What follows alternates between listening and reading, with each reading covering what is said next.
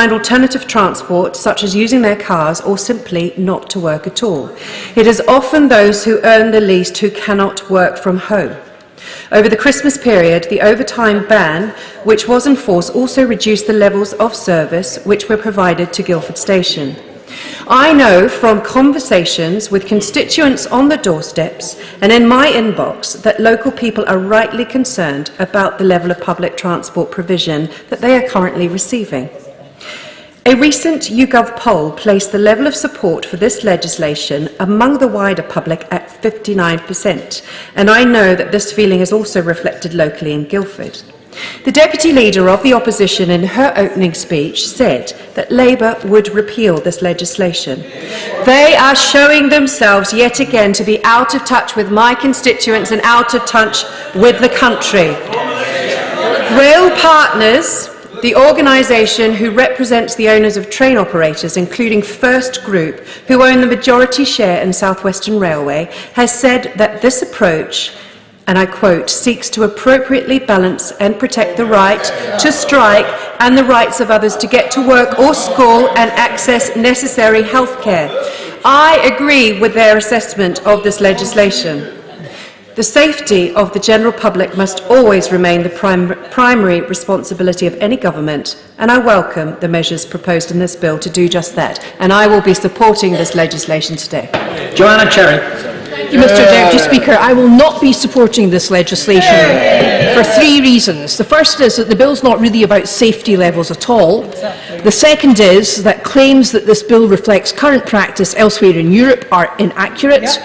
And the third is the very real risk that these proposals are in breach of the United Kingdom's obligations under the European Convention of Human Rights and international labour law.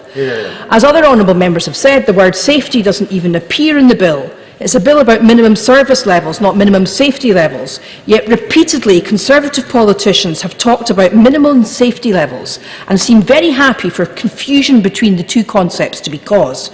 And I suspect that's because this is a deliberate attempt to hide from the public the real intentions behind the bill. Secondly, as to European standards, most European countries, as others have said, have a very different model of labour relations from the United Kingdom, which, thanks to successive Tory governments, has one of the strictest systems of regulations of industrial relations in Europe.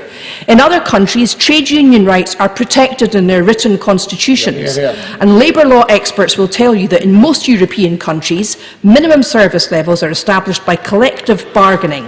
And insofar as legislation exists, it provides a framework for these agreements rather than for top-down regulation. This bill would enable the Secretary of State to impose sweeping regulations from the top on millions of workers in a number of different sectors, which brings me to my third point. As I said when I intervened on the Secretary of State at the start of the debate, the measures in this bill go considerably further than the minimum service levels envisaged by the Transport Strike Minimum Service Levels Bill published last October. And the government's own human rights memorandum, which accompanied the previous bill, set out in some detail, with reference to existing legislation, the reason why their lawyers then said minimum service levels imposed by legislation were not justified in fire services, health settings and education. Yet that's what they're now proposing. And their human rights memorandum for this bill is very different. And I can absolutely guarantee honourable members across the House that as Chair of the Joint Committee on Human Rights, I'll be making sure we scrutinise very carefully the difference between the two human rights memorandums. Now, as to compliance with international labour law, the International Labour Organization have enshrined the right to strike in their convention, to which the UK is a signatory.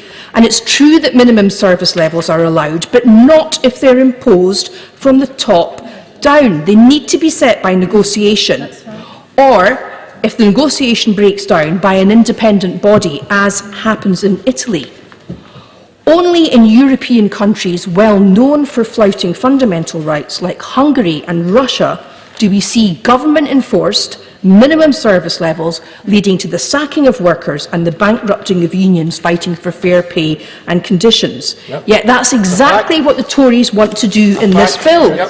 So perhaps we shouldn't be surprised that despite all their anti-Putin rhetoric, they want to emulate Putin's approach to striking workers. Perhaps not so surprising, because the Deputy Prime Minister has told us he's not ruling out leaving the Convention on Human Rights, and the Home Secretary is keen it should happen as soon as possible. So given that they're keen to be on the same side as Russia in relation to human rights, it's perhaps not surprising that they're doing it in this bill. The bottom line, Mr Deputy Speaker, is that key workers are striking because their wages haven't begun to keep in line with inflation, and because the interest rate hikes caused by Tory incompetence means they can't afford their rent or their mortgage. The government needs to recognise the stark reality of these people's lives and work with their unions respectfully to reach agreement. Mr Deputy Speaker. Mr Deputy Speaker, this bill is about duty, fairness and balance. Nothing more and nothing less.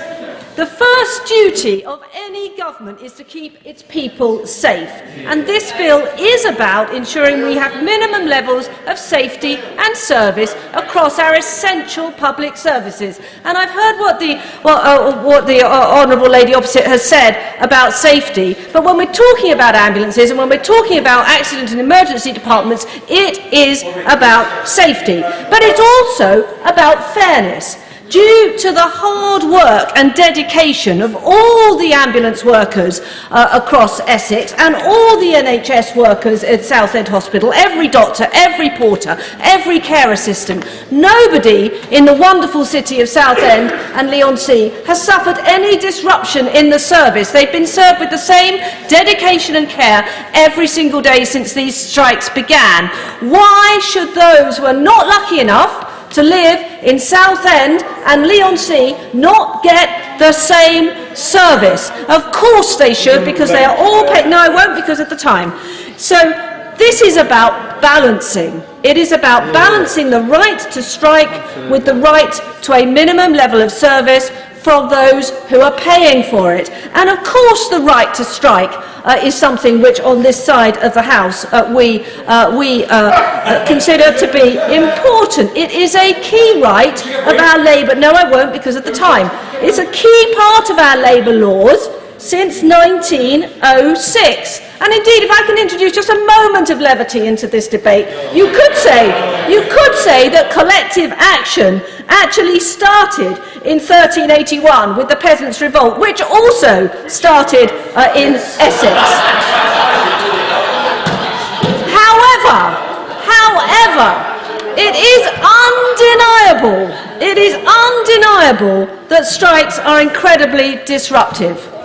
In October of last year, we lost 417,000 working days due to strike action. 2022 is set to have the highest number of days lost in strike action since 1990.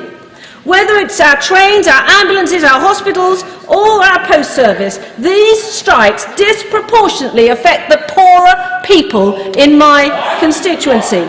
In Southend, 2 million people journeys were made from 2 stations in my constituency. These are people who can't work from home, who can't afford taxis to get to and from work, who aren't allowed the indulgence of hotels, which, let's face it, those of us working in this place are able to claim. And it affects children. People who travel to our brilliant grammar schools in Southend travel generally on the train from different parts of Essex. Our children's education has suffered enough due to COVID. There must be minimum levels to make sure that our children get the education they deserve when they are in school. And finally, on this point of fairness and equality, by ensuring that we have minimum safety levels in our public services, we are ensuring that a service which is funded by taxpayers equally serves every taxpayer equally. How could anybody object to that? This shouldn't be a controversial opinion. Police officers and members of the armed forces already are prevented from taking strike action. Too often, we have to rely on the armed forces who cannot take strike action because theirs is an essential service when life and limb are employed, and yet we rely on them. Order. Barry Gardner. Thank you, Mr. Deputy Speaker. I refer to my entry in the Register of Members' Interests as a proud union member. This bill is an affront to Parliament. It will not protect the public, it will worsen industrial relations, and it will undermine the unity of the United Kingdom. It should be voted down tonight. There has been much heated argument about the provisions of the bill. On all the moral and pragmatic arguments, I stand firmly on the side of working people, their right to withdraw their labour, and against what governments seek to do in this bill. But I don't consider that these moral and pragmatic arguments are likely to change the minds, or more importantly, the votes, of Conservative members opposite. So I want to put forward an argument against this bill that I believe they both can and should accept. It is damaging to our Constitution and to the Union. The reason the current bill is so short is because it delegates to the Secretary of State the power to set out all the relevant law in regulation through statutory instrument. Regulations which receive only the most minimal scrutiny in this place and cannot be amended. So it's the Secretary of State, not Parliament, who will make regulations to determine the levels of service in relation to strikes. Who gets to define the nature of the services to be provided, the number of people who are to provide them, the time at which they're to be provided, and the manner in which they're to be provided during the strike.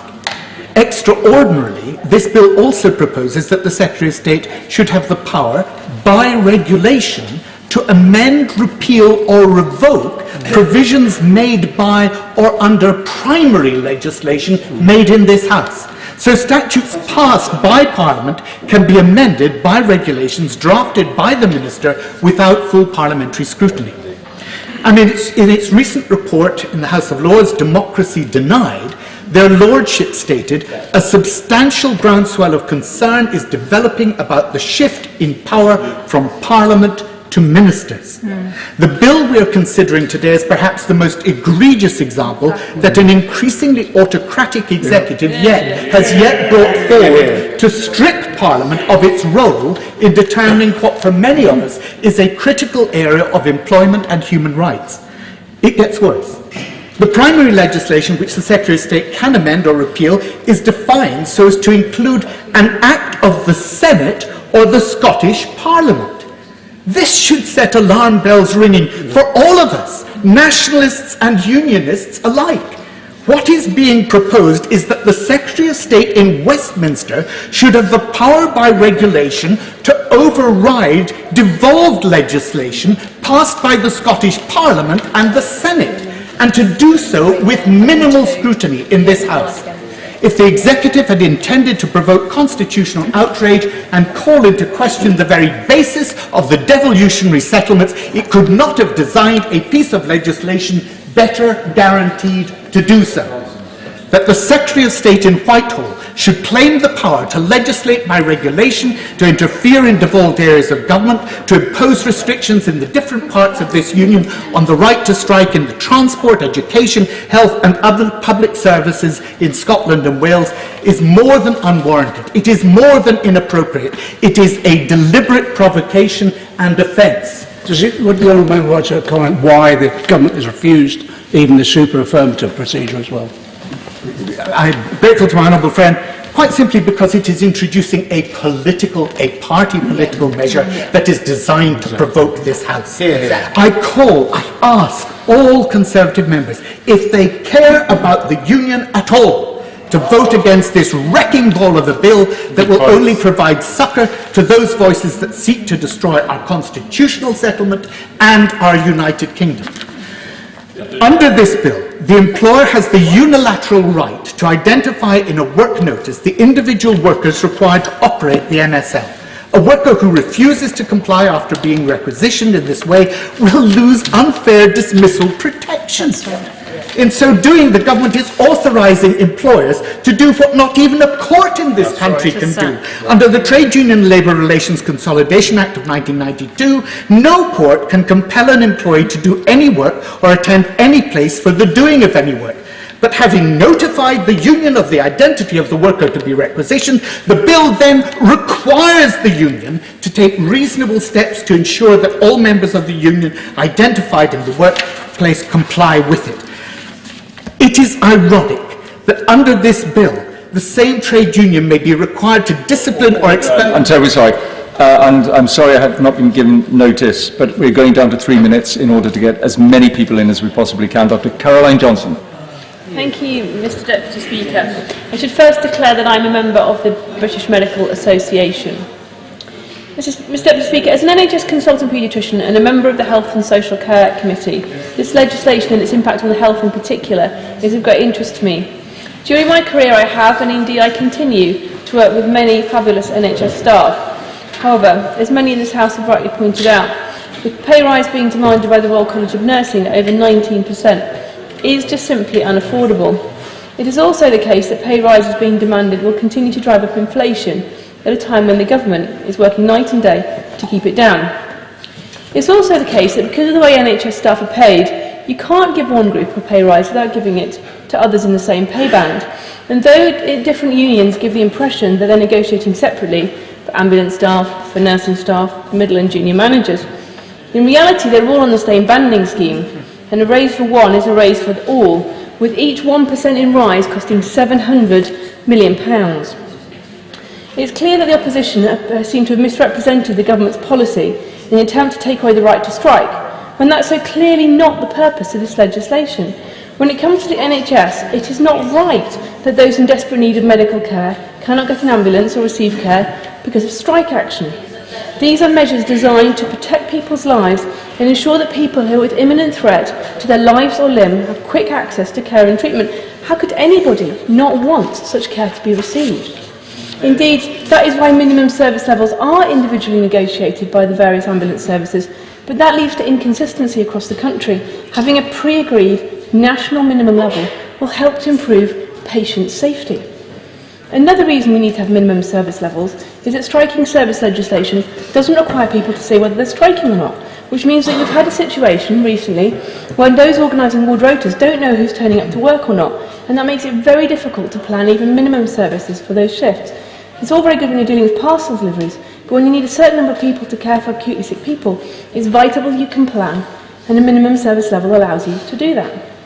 Furthermore, the opposition is suggesting government ought to sack people for striking, but this again is a gross distortion. Striking is a collective decision, that's why it's voted upon.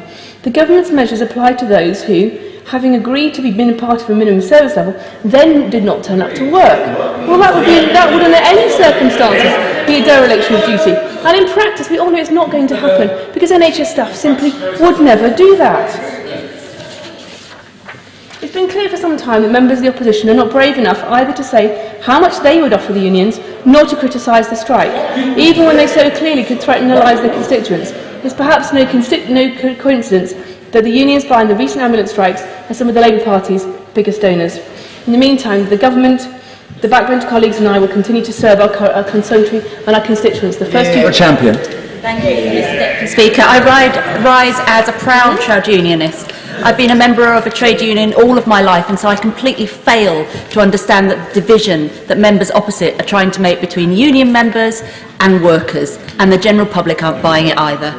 Our nurses, teachers, doctors, paramedics, rail workers and firefighters have all worked consistently hard over the past decade, particularly since COVID, yet they are facing real cuts in their pay and drastically worse working conditions. NHS nurses are earning £5,000 a year less in real terms than they were in 2010, and for midwives and paramedics, this drop goes to over £6,000. We need to retain workers in these professions, but instead they are being driven away by the Tories running our public services into the ground. Instead of trying to resolve the issue at the heart of these strikes, this government is undermining workers' basic rights to strike and trying to turn the public against them. It's not working. I'm deeply concerned by the sweeping powers in this bill, which will allow the government to dictate what the minimum level of service in a given industry should be, with only a meaningless requirement for the Secretary of State to consult whoever they consider appropriate. It's disgraceful that employers will have the ability to pick and choose which individuals will be compelled to work and forced across a picket line, or they could be sacked.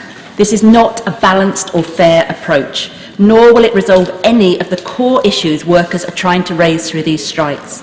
There are already more restrictions on strikes than ever before, and these are being followed to the letter.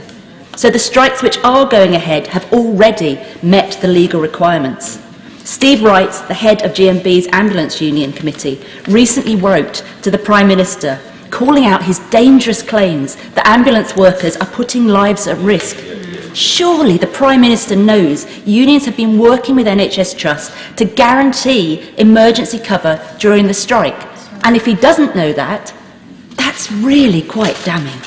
In reality, on the 21st of December, when GMB ambulance workers undertook industrial action, the proportions of patients delayed over an hour actually dropped significantly. So where is the evidence that striking essential workers are already not providing the minimum level of service? It's not there. I understand any fears the public may have about not being able to access emergency healthcare when they need it, but the government should be honest to constituents rather than demonising hard-working staff who want to be able to provide the best service possible. Better yet, the government should meet with these workers to negotiate and understand their concerns instead of dismissing them. It's not striking workers causing the crisis in the NHS. It's a decade of Tory mismanagement. Mr Fletcher. Thank you, Mr Deputy Speaker. I believe in the right to strike. I don't think they work, but I do believe in them. I was brought up in Doncaster and I saw the picket lines as a young man, the oil drums, mainly men stood round trying to keep warm, trying for an extra 4 or 5% on their wages with the unions backing them. And often they won. Often they got that extra bit of pay rise that they wanted. But move forward 5 years, move forward 10 years, and what did you have? You had closure. Thousands and thousands of redundancies and closure. And this is what happens when people go on strike. Now, unlike the customers of those industries that strike, the customers were not paying while those services were being taken away. But my constituents don't have a choice. They keep on having to pay. And when they pay, they expect a service. They pay whether they get this service or not. And this bill in this place is here because I believe the unions, like they did in the 70s and 80s, are taking advantage. They are taking advantage of the place this country finds itself in through no fault of its own at the moment. I've employed many people over my life. There has been times when we've had too much work and there's times when we've had too little work. But neither my staff nor I have ever abused the upper hand. The unions, I believe, are abusing this position that the country finds itself in, and they're trying to hold this country to ransom, and the opposition are backing them because of their donors. We are legislators, and we should only legislate when there is an issue which requires our intervention. This appears to be one of those moments. I understand that the government will be seeking talks with unions and employers to see where the level of minimum service sits. I therefore hope these talks are entered into with the spirit and that a voluntary arrangement can be made. Then they should, and if a voluntary arrangement can be made, then it should be. And we can all move on quickly and get our country back on its feet. I once again just want to thank all the nurses at Doncaster Royal Infirmary who voted against striking because they know that their best efforts are made whilst they are at work, not whilst they are on picket lines. Harry Black. I am not funded by unions or Russia. So before we even get into this bill, it's important to highlight that the laws on trade unions within the UK are already amongst the most restrictive in Europe. Now, ministers claim that such bills are common in France and Spain and Germany, but they leave out the fact that this bill is much harsher than any of the examples that they cite. UK workers will lose their automatic protection from unfair dismissal, for example. Now, ministers claim that this bill is about ensuring a minimum level of service and making sure that's there for the public and their health and safety, when they know fine well that life and limb agreements are already in place. The truth is that this bill is designed to undermine and attack both workers' rights and democracy. It carves out yet another door by which Westminster can further erode and undermine the Scottish Parliament. Now, this bill is so bad that it might fall foul of the European Convention on Human Rights, which protects the right of workers to assemble as they wish. The very same Convention on Human Rights that the Tories want to take us out from. I wonder why. I previously spoke, very briefly. Thank my old friend for giving way. Isn't it the case that this is a pattern of behaviour? When this government couldn't reach the child poverty targets, it scrapped them. So what it's doing is changing the goalposts and bringing in hostile environment and hostile legislation to attack workers' rights and human rights. Absolutely, and that leads me neatly on to my next point. Now, I previously spoke about the dangers of sleepwalking into fascism if we're not careful, and I didn't say it lightly then, and I don't say it lightly now. But history is undeniable. The slide into authoritarian and anti-democratic politics has always been underpinned with anti-trade union rhetoric. Over the years, we have listened to countless right-wing politicians and governments claim that Brexit would in no way affect workers' rights, and yet here we are. The reason why trade unions organise industrial action is because it works. It has always been the only language that those who hold power understand. The only reason that any worker has any right whatsoever is because of trade unions. It's because of the ability of workers to organise collectively in defence of their jobs and their livelihoods. Now, people who bleat about the disruption that strike action causes are missing the point entirely. If your day is disrupted by someone not turning up to their job, then it just goes to show how crucial that person's job is and why their pay and their conditions should reflect that. And another myth that I've heard is people do not undertake strike action lightly. Strikers lose money. Strike action indicates a crisis. Now, our nurses, our doctors, our teachers, our cleaners, supermarket workers, these are the very people who kept the world turning through a global pandemic, a cost of living crisis, and 13 years of Tory austerity. And yet this government chooses to ignore and demoralise them at every turn. This government would rather blame striking workers than acknowledge the fact that the root causes of strike action lay directly at their door. We have the lowest pensions and sick pay in Europe. We still do not have a living wage, and we are living in economic chaos, with inequality getting worse. The only ones who are putting the health and safety of the public at risk is this government. A government run for Twitter, a government of cliques and culture wars with no serious answers. Ultimately, trade unions work, and that's exactly why the Tories are coming after them. Clive Efford. Mr. Speaker, I withdrew because I wasn't here for the opening case, speeches. Christine Jardine will be delighted to hear that. Not at all, Mr. Deputy Speaker. Thank you very much. I rise actually tonight to speak in opposition to this bill. I'm not currently a member of a trade union. I have never been a trade union official. I do not get any money from the trade union. I even last week found myself, much to my own surprise, in agreement with the Secretary of State when he said to this House that when we need an ambulance, we need to know one will turn up. Well, I agreed with that. But I did not agree with the context in which he meant it. We should be able to rely on that all the time, not simply when there's a strike on. I would even have agreed with them, and I could even have found myself thinking about supporting this bill if, as part of it, I felt it was an attempt to address the problem. But it's not. It's not about problem solving. It's political posturing. It's an empty, detail-light, vague promise of a mandatory minimum level to replace existing voluntary arrangements, which will simply ramp up the rhetoric without saying how anything will be achieved or offering any progress towards the solution that the public in this country need.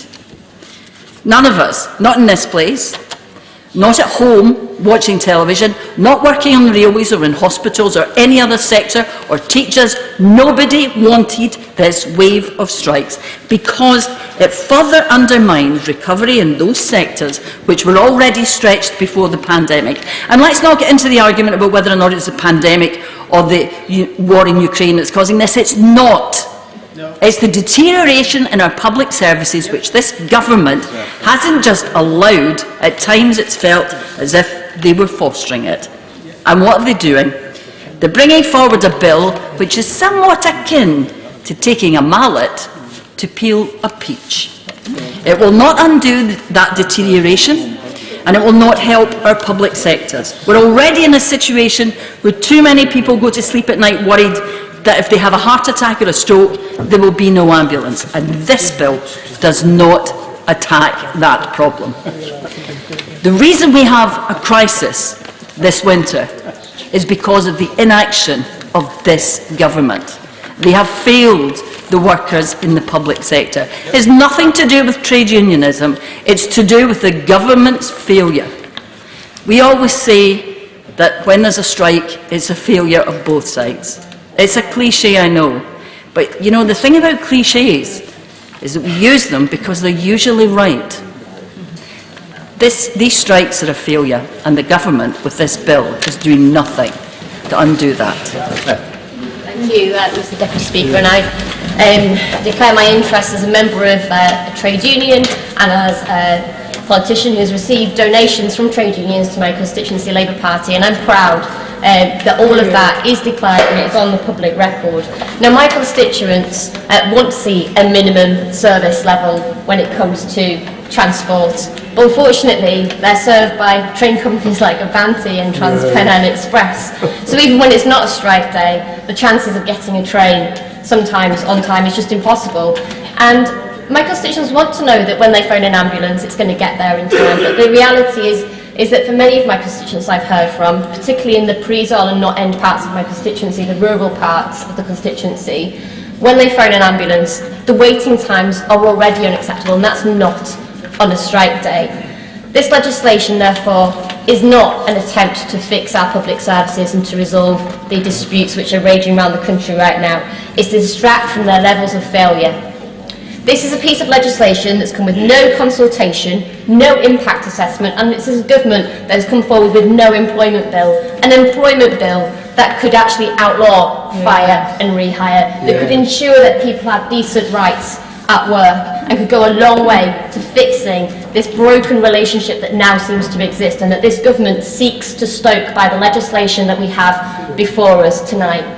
Because these disputes will only be resolved by negotiation and reasonableness. And by tabling this legislation, the government does nothing but stoke that division. It just makes strikes more likely to happen, and where we see minimum service levels in place on the continent, we see more days lost to strike action, not less. So in short, this legislation is draconian, it's there to sack the nurses, it's counterproductive, it will cause more days to be lost to strike action, and it's unnecessary. And I really do hope that the government will instead take some opportunities to visit picket lines in their own constituencies and to speak to those workers who are out on strike. Because when I speak to striking workers across Lancaster and Fleetwood, when I'm with the postal workers on Fenton Street, I know that they're suffering, they're losing days' pay as well. But they're doing it because they are desperate to preserve that public service, to make sure that everyone gets a decent fair pay, a decent pension, safety in the workplace, because that's what trade unions are about. And I really do urge the government to be reasonable and to look again. My game's break. Thank you, Mr Deputy Speaker. I stand as a former shop steward and convener. I also refer to very proudly, my register of interest. Do have a look. I cannot begin to express my anger, dismay and indeed disgust at this piece of draconian legislation. I send my solidarity to those, as I know many in this chamber will, to those campaigning and outside as we speak, demonstrating as we speak, as they will do until we get rid of this draconian piece of legislation. Across the country, yes, we are seeing the worst strikes in decades. railway workers on strike, nurses, for the first time ever, Royal College of Nursing on strike, postal workers on strike, bus drivers on strike, ambulance staff on strike, civil servants on strike, and now teachers on strike and many more. I would have missed somebody on the list because there's that many people on strike. And they're doing that for a reason. They're doing that because of this cost of living crisis. When the mortgages go up, the gas bills are going up, the electricity bills are going up, the fuel bills are going up, they have the fundamental right, which I heard sometimes members on the government side talking about the rights of freedom of speech, about freedom to organise, freedom to actually campaign and negotiate for a cost of living pay rise. It's a fundamental British right, and this is a real attack on democracy. And people on the other benches and the government benches, and some of them I do know and I've worked together with cross-party, should actually be ashamed of yourself, certainly on this one. Instead of taking responsibility and addressing the real issues, of course, the Prime Minister is playing politics with people's lives. And of course, these very public servants are actually the public that some of the members across these benches are talking about that are inconvenienced. Hey presto, yes, the strike does inconvenience people. But let's stick to some of the facts. Look, there are ambulance workers who I visited not very long ago, just before Christmas, in the Warrington area, that's North West Ambulance Trust, that were striking. It was a last resort. They don't want to do that.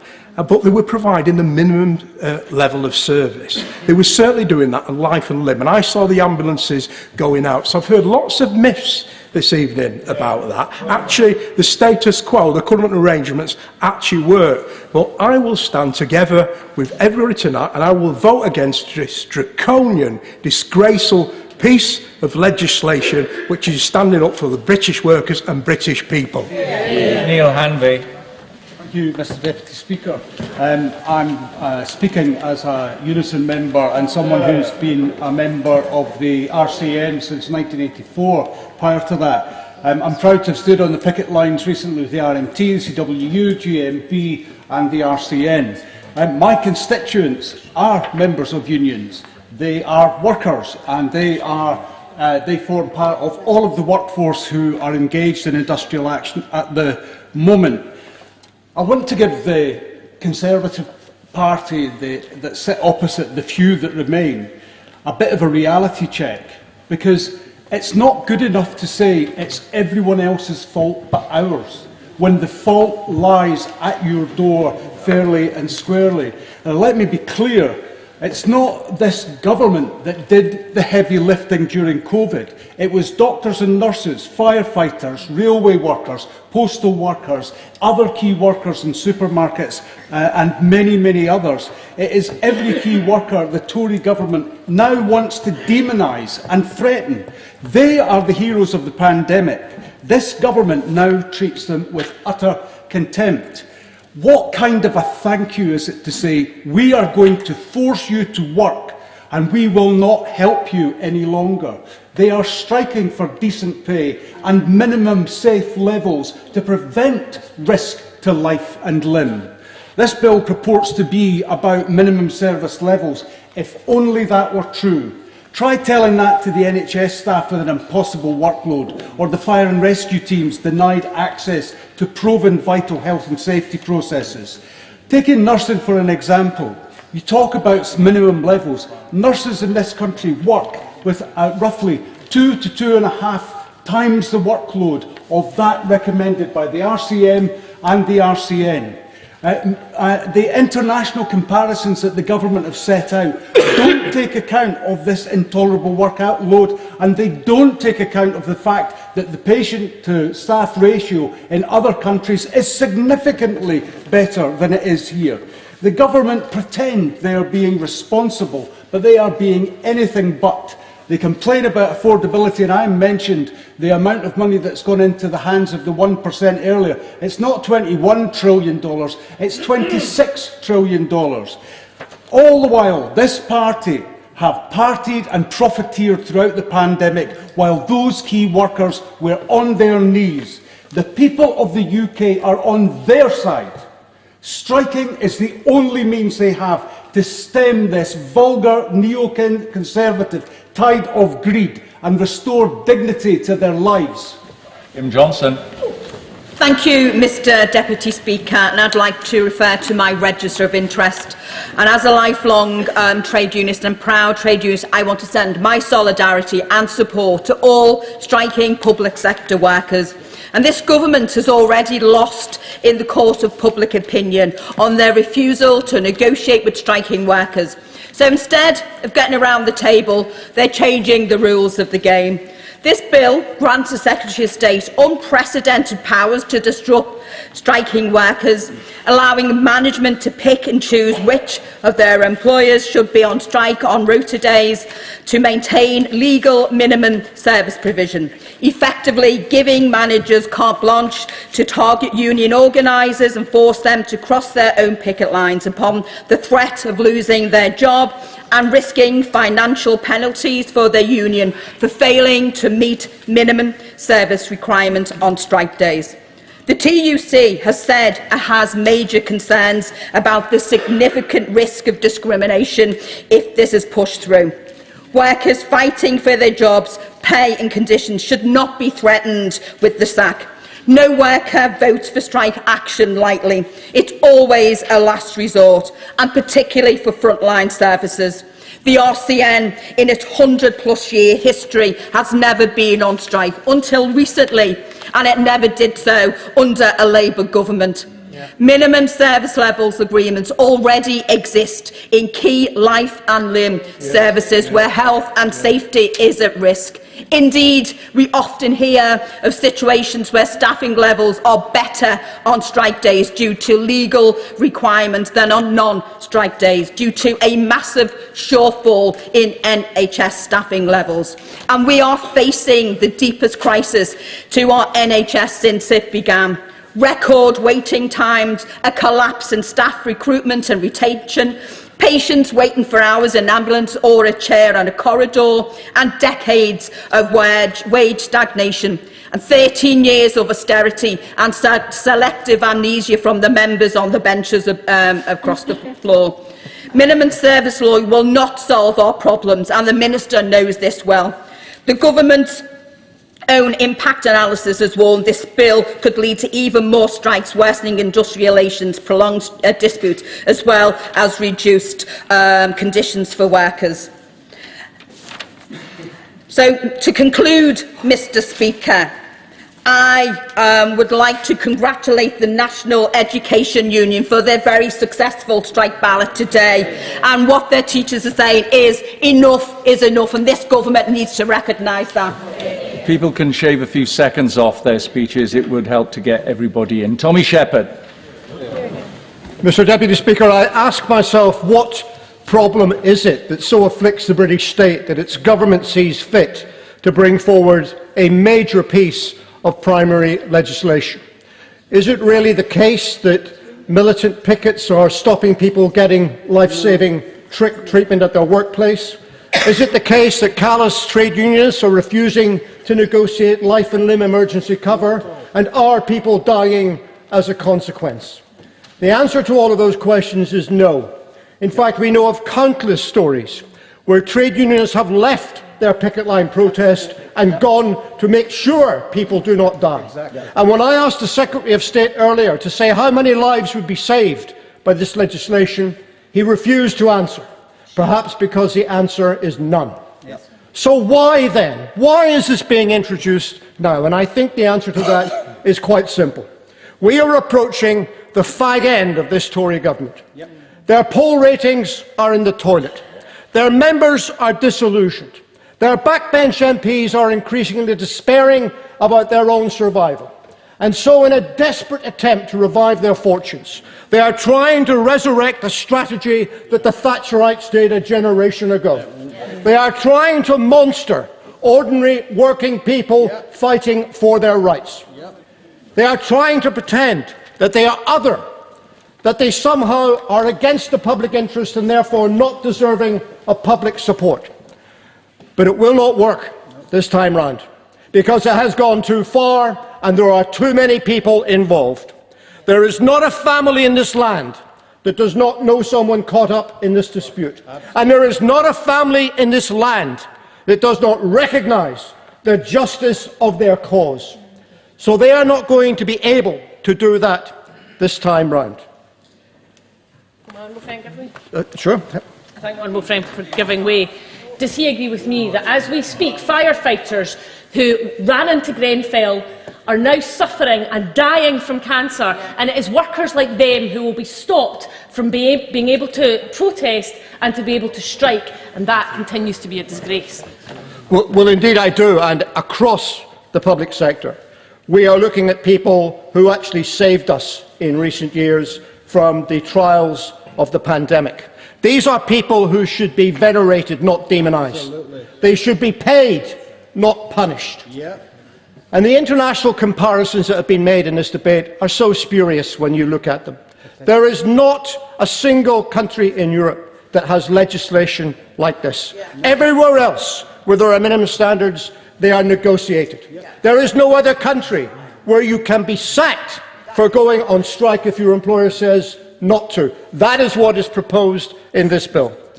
But most of all, I think, the proposals in relation to Scotland and the devolved administrations are the most pernicious. Is it perhaps that the government is jealous or frustrated at the fact that the government in Scotland takes a different view? That rather than demonise trade unions, it will sit down with them and respect them and try within constraints to get a negotiated deal? Is it so furious at the Scottish Government in doing that that it now sees the need to export conflict across the border in our industrial relations? Because that is what is coming. And it is a slap in the face to everyone who supports devolution, because what this bill proposes is that in devolved services, such as transport, health and education, the parameters for operation will not be set by the elected Parliament in Edinburgh, but will be set here by this place, even if they don't fit those circumstances. And people in Scotland will reject these proposals, as they reject the other attempts to erode the limited power that they have. And they will call for complete control over industrial relations in Scotland. And if you take an intervention, by the way, it's already not everyone's going to get in, then more people will not get in. Andy MacDonald. Thank you, Mr Deputy Speaker. I refer to my entry in the Register of Interests. It was always going to come to this, where the ideological and deliberate attack on workers, along with the carefully choreographed under-resourcing of the very public services that the people of this country hold dear over these past 13 years, have been so blatantly carved up for the spivs and the profiteers. And that comes hard up against the inevitable neoliberal endgame of in-work poverty, and where workers are left with no choice other than to stand up for themselves and their service and withdraw their labour. They do so not because their own wages are insultingly and woefully low and shrinking in value and don't pay them enough to pay their soaring bills and rip out demand from the beleaguered and disastrously managed economy. They do so in order to save the very service that they so cherish. And what's the response from this lot on the government benches? Instead of listening to workers and coming up with a fair deal that they can accept, or producing a plan to sustain public services into the future, they hit out and turn the screws, depriving working people of their basic civil liberties and human rights to organise and campaign for a better deal. And I'm proud that this party has made it abundantly clear that this anti-worker, anti-trade union, sack the nurses bill will be immediately repealed when Labour comes to power, and that we will bring in the New Deal for working people that our people so desperately need. But this attack isn't new, Mr Deputy Speaker. At every turn, especially in the Thatcher era and in the past 13 years, they have demonised trade unions as being the enemy within, instead of as the force for good and the force for economic and social change for the benefit of the working class that they truly are. With their nasty, pernicious propaganda spewed out by their chums in the right-wing press, This Tory government has delivered the biggest rallying call to working people there's been for many a year, and I urge all those workers who want to protect themselves, their industry, their profession or calling, if they haven't done so, to join a union today. Yes, to take back control and join the fight for a better deal for themselves, their families and their communities. This isn't the way to build good industrial relations, it's the exact opposite. So this is an important moment in our history, and I have no doubt the British people will have their say in fulsome measure when they turf these dreadful Tories out of office, and that day can't come too soon. In Labour. Thank you, Mr Deputy Speaker. I'd like to declare my interests, proud member of the trade union movement, have been all my life, will be till the day I die. I just think that people in this debate tonight need to recognise that we shouldn't be surprised by the actions of the government. You know, we shouldn't be, because they've crashed the economy. People cannot put their heating in, they cannot eat. People are struggling to feed their families. They cannot pay their mortgages. So what happens? They get together. The Tories revert back to what they believe they're best at, attacking ordinary working people, attacking the trade unions. They relish it, they love it. And that's what this is about. The Secretary of State should admit it. The Tories are running scared, they're finished, they're a busted flush after 13 years of austerity. And they should accept that. But no, attacking ordinary working people. Now, Mr Deputy Speaker, I think I speak for a lot of the people when I say this. There isn't anything in this world, there isn't anyone on this planet that could conscript me to cross a picket line.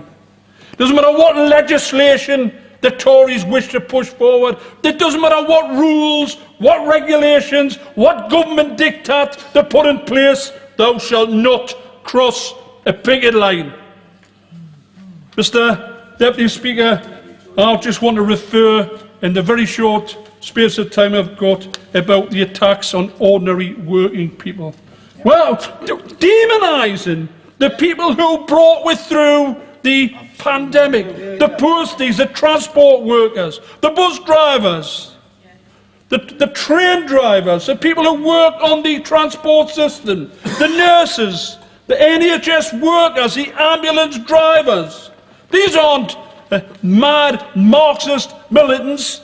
They're not forced to be part of a trade union. They joined a trade union. So, Mr Deputy Speaker, I would just say as champagne sales and luxury yacht sales go through the roof, our key workers are sadly forced to use food banks. I'm opposing this bill tonight and would urge every other member of Parliament to do so. Do so in respect to ordinary people who brought us through the pandemic and work hard for this country. Civil Roberts. And I would refer members to my register of interest because I entered politics as a teaching union rep. I am still a trade union member. I am the co-chair of the Justice Unions Group. And contrary to the myth that the opposite sides like to propagate, I have taken not a single penny from the unions. I do it for political reasons and values. And Plaid Cymru, I'm sure it will come as no surprise, therefore, will be opposing this reprehensible legislation tonight. Nobody seeks to strike, least of all the workers who lose a day's pay. The strikes for health workers are a last resort from overworked staff who fear that patient safety is suffering because of increased demand and staff shortages. What does the government propose to do? Bring in sanctions that threaten to sack those very staff. Yet the UK government has no interest in working with our key workers. They'd rather pursue this socially divisive legislation in an attempt to distract from the daily disruption to public services caused by their own party's butchering of budgets 365 days a year. Perhaps the Minister can clarify whether this legislation will cause further disruption to businesses by undermining commitments made in the Trade and Cooperation Agreement to protect and promote social dialogue on labour matters among workers and employers, not to reduce that legislation, but to build upon it. That is not what we are talking about today.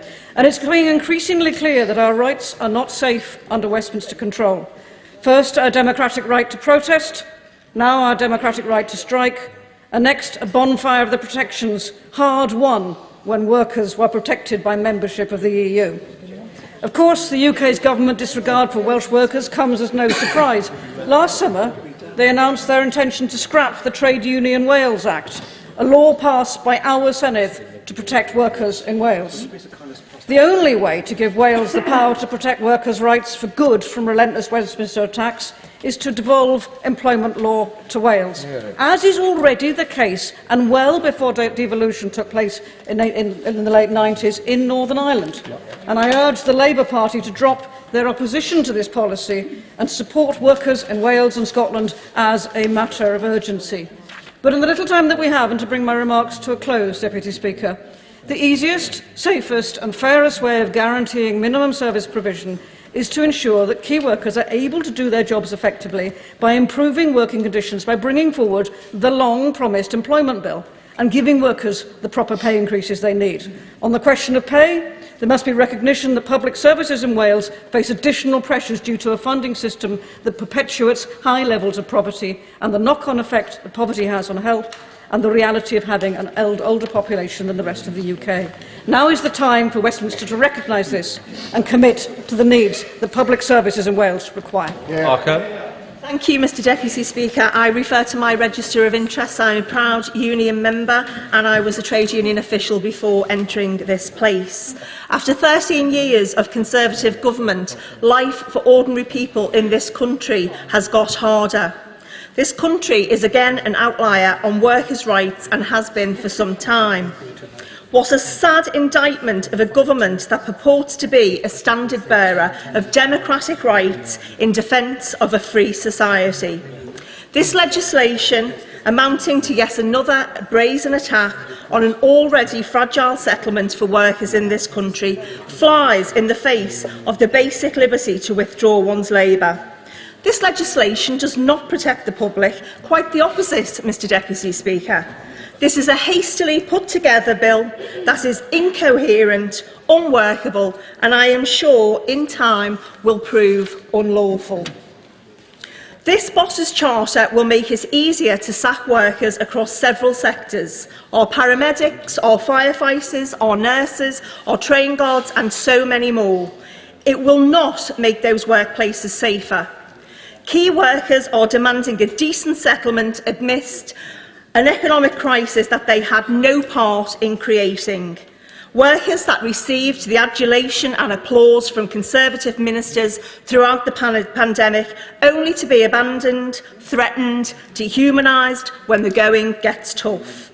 I will oppose this bill with every fibre of my being.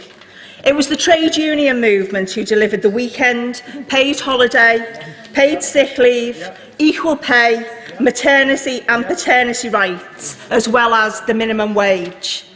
Our collective role now, on this side of the House, is to defend the trade unions, provide a voice for their members and our constituents in this place, and prevent this latest attack on our communities. And if the members opposite want to know how Labour would resolve these disputes, they should tell their leader to call a general election and we'll soon find out. Stephanie Peacock. Thank you, Mr Deputy Speaker. As a proud member of a trade union, I begin by referring the House to my register. The proposals before us today are unworkable. They do nothing to address the reasons why workers go on strike, instead attacking workers' rights. The government are imposing them, and they are doing so as a distraction. A distraction from the fact for 12 years they have given us an economy where wages have been squeezed and conditions have worsened. Let's be clear, these strikes are a result of this government's economic failure. Industrial action is always a last resort. Workers on low pay do not choose to lose a day's wage unless they absolutely have to. I know because I have been on strike. I have been on strike as a low-paid teacher. I know the colleagues I taught with were concerned not just about their loss of income, but the impact on the pupils we taught. To suggest it's a decision that's taken lightly is simply wrong. Going on strike is personally a difficult decision, but practically it isn't easy either. We have some of the toughest trade union laws in Europe. Online voting in strike ballots is prohibited, alongside a high threshold for both turnout and votes in favour required, which puts into context the strength of feeling of those workers who have voted to withdraw their labour. Industrial action on the scale we are seeing today has not happened in a generation. In 1984, 14,000 miners went on strike in Barnsley, 200,000 across the country to defend their industry, and we still feel the economic effects of the loss of the pits today. That was an attack on one industry by a government determined to destroy mining in this country. This is an attack on all workers across the public sector, a clear attempt to get workers to pay the price for this government's economic mistakes. Teachers, bus drivers, rail workers, border force, ambulance drivers, NHS staff and nurses have all voted to strike. The government is trying to label them the new enemy within. But these are the people who kept our country going during the pandemic. They want decent pay to provide for their families. If the government want to get the country moving again, they will pay them a decent wage and stop threatening them with a sack. David Linden. Mr Deputy Speaker, isn't it amazing we were told so often throughout the course of this Parliament that one of the reasons why we don't have an employment bill is that there's no parliamentary time, yet all of a sudden when we see the likes of Mick Lynch on television and Dave Wars, who the government seem to think of a big button to cause chaos, all of a sudden a bill comes forward that gives huge amounts of power to the Secretary of State for Business, Energy and Industrial Strategy. Frankly, when you look at Clause 3 of this bill, Mr Deputy Speaker, I would rather put Robert Mugabe in charge of the Electoral Commission than allow that lot the opportunity to be in charge of workers' rights. The reality is that it is already incredibly hard for workers to exercise their most basic, fundamental human right to withdraw their labour. The thresholds are already very high, and the people that I stand alongside with on picket lines, whether it's at the Royal Mail or whether it's at Glasgow Central Station, they don't want to be out on strike. They're doing that when they lose a day's pay. And so the government, and in particular this Secretary of State's attitude towards unions, this is all about creating a wedge issue. It's all about trying to make this huge division pit worker against worker. The reality is in this country, or these countries, we already have a very large public service. And as my friend from Edinburgh was saying, there's already huge amounts of people in our families or neighbourhoods who are taking this industrial action. And the reality is that the legislation that's being brought forward by the government is not necessary. This is not national security legislation. This is not legislation that has to be rushed through in a day. And the tawdry programme motion that's before the House that would ram this through in the space of 5 hours, when we would be radically altering people's terms and conditions and their ability to work, really does raise bigger questions about the direction of travel that this government's going on. As other colleagues have said tonight, they already want to remove people's ability to protest. They want to remove people's ability to vote in the Scottish Parliament, which has been democratically elected. They're seeking tonight to block legislation that's been passed by 2/3 of the Parliament, which has legislative competence. This is a government that is going in the wrong direction. And frankly, Mr Deputy Speaker, it only makes the case for us, in response to the honourable gentleman from Brent North, it only makes the case for us why we and the people of Scotland do not want to be a part of this absolutely crumbling democracy that has no legitimacy in Scotland. And I'm really grateful for those who kept it well under 3 minutes, because it's good. Zara Sultana. Thank you, Mr Deputy Speaker. I refer the House to my register of interest and note that I am a proud member of Unite the Union. Politics costs money, and I'm proud to be backed by organisations that represent the working class, not the billionaires or oil and gas profiteers or big businesses that bankroll the party opposite, representing no one but themselves. There was a brief period in the pandemic where we all recognised who keep our country running. And it wasn't the city bankers, hotshot lawyers or big business executives. It was the people who drive our buses, who sweep our streets, who post our mail. It's people who teach our kids and nurse us back to health. And briefly, even the members opposite thank them. They call them key workers and heroes and clap for them with cameras rolling. But as key workers knew, clapping doesn't pay the bills. And with a decade of falling wages, they couldn't go on. As the cost of living has soared, workers are saying enough is enough and they are demanding a better deal. And of course, the government's line has changed. Members opposite are now calling workers greedy, saying that they're selfish. They've started pitting workers against each other, saying that railway workers couldn't get a pay rise if nurses weren't, but that nurses weren't allowed a pay rise either. And now they've stooped to this, an anti-worker bill that threatens the civil liberties of us all. This new law would see key workers like nurses, railway workers, firefighters and teachers fired for going on strike. From clapping nurses, they're sacking nurses. They say it's about safety, but that word isn't mentioned even once in the pages of this bill. They say it's about bringing us in line with other European nations, but Britain already has some of the most restrictive anti-union laws in the Western world. And no matter what they say, it's definitely not about resolving current disputes. It's only inflaming tensions and making negotiations harder. What this bill is really about is shifting the balance of power, weakening the power of workers and making it easier for bosses to exploit them and for the government to ignore them. Mr. Deputy Speaker, I'd like to finish with a message to those watching at home who aren't sure about the strikes. If your pay is too low and your bills are too high, if you're struggling to make ends meet, if you can't get a doctor's appointment, you're not alone. But the problem isn't striking workers, your problem isn't migrants, refugees or trans people either, or whoever the right-wing press is scapegoating today. Your problem is this Tory government and their 13 years of disastrous rule and the rigged economy that they've built. Because alongside record numbers of food banks, Britain has a record number of billionaires, record profits for big business, and record wealth for the top 1%. So let's bring together everyone who's had enough, and from the picket line to Parliament, let's fight for a better deal. Oh dear, Webb.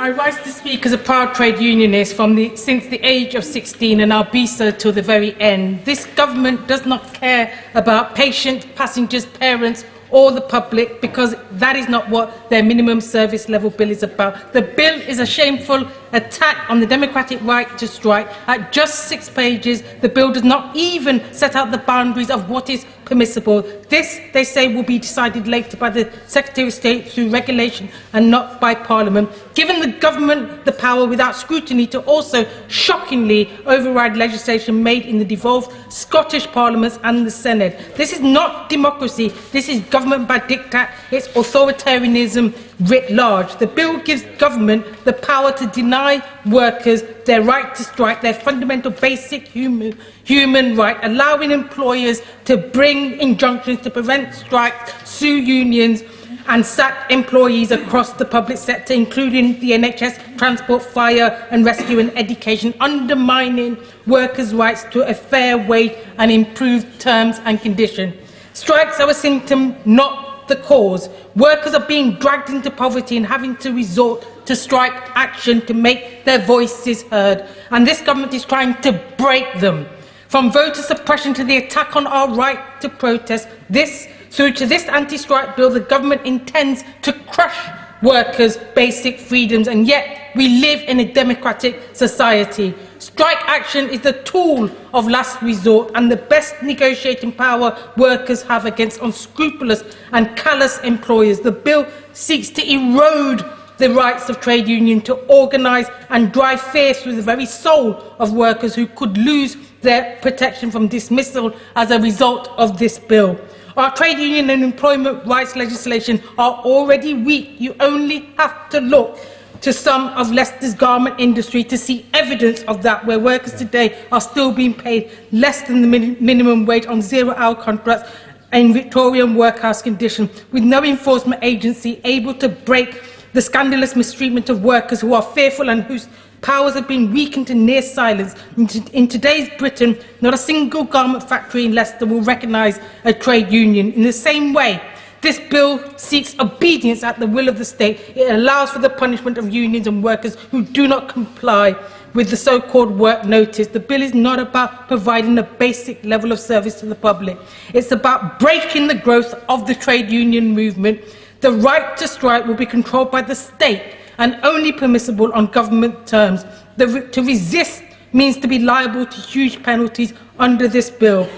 This bill is a threat to our basic rights. It's draconian, dehumanising and bullying. It's class war, And for the sake of our hard-won freedoms, we must stand firm. Sam Tarry.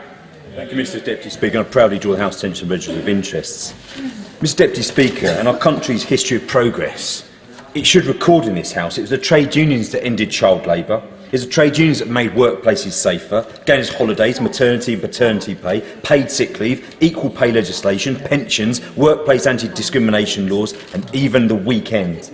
And despite this, the government would do well to remember that trade unions have made an immensely positive contribution to society. A strong trade union movement is a cornerstone of any healthy, functioning democracy and indeed a more equal, fair and prosperous society.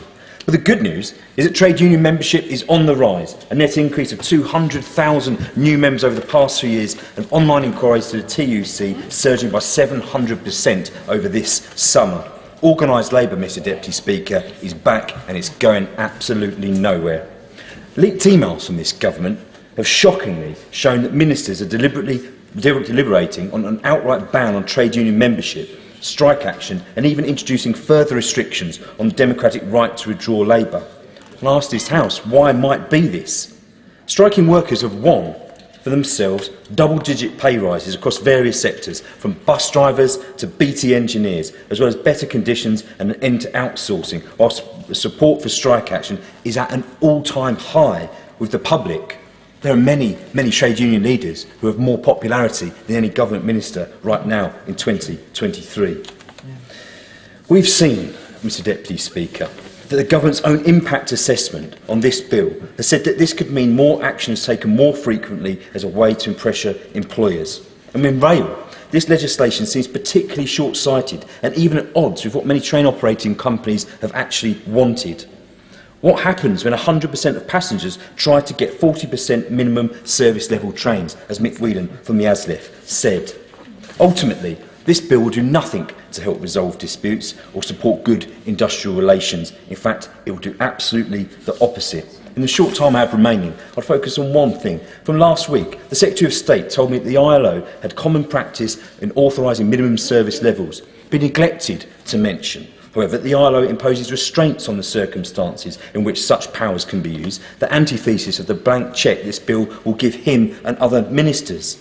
This government's attempts to draw comparisons with minimum service levels in Europe wholly ignore the broader context of industrial relations across the continent where they have far higher levels of collective bargaining agreements. In fact, what I would say is that these proposals are more akin to the practice used in countries like Singapore and Turkey when strikes can be undermined at the whim of a government. It's totally disingenuous to suggest otherwise. This legislation gives employers ministers extraordinary powers. Firefighters, nurses, teachers and the same key workers government has praised will find them liable to be prohibited from striking. This is unnecessary. We shouldn't be back to the days of There's half an hour before the wind-up start and there's more than 10 people, so do the maths. Please come within the 3 minutes in order to get everybody in. Chris Stevens. Thank you, Mr Deputy Speaker. I refer to my register of interest, my position as chair of the PCS Parliamentary Group, my membership of the Unison Glasgow City branch. Mr Deputy Speaker, they started with clapping workers on the doorsteps and they're ending with clapping them in irons. Each of the staff mentioned in this bill worked hard to protect our communities through crisis after crisis. But if they now wish to protect their own families, then they're now being threatened with dismissal. The false respect shown to them for their dedication and commitment has now been a removal of their most fundamental human rights. None of the countries that they've mentioned, and mentioning the ILO, none of the countries mentioned have the restrictions in terms of balloting and notification requirements of strike and do not impose those. So if they are want to be consistent about the ILO, then let's bring back the trade union bill and let's discuss those thresholds and those restrictions. Mr Deputy Speaker, another problem with the bill is the issue of arbitration. Now, in Europe, there's a social partnership model to these things, so workers and employers try to reach agreement on things. But the bill's proposals seek to remove the Central Arbitration Committee, and that would turn cooperation into conflict.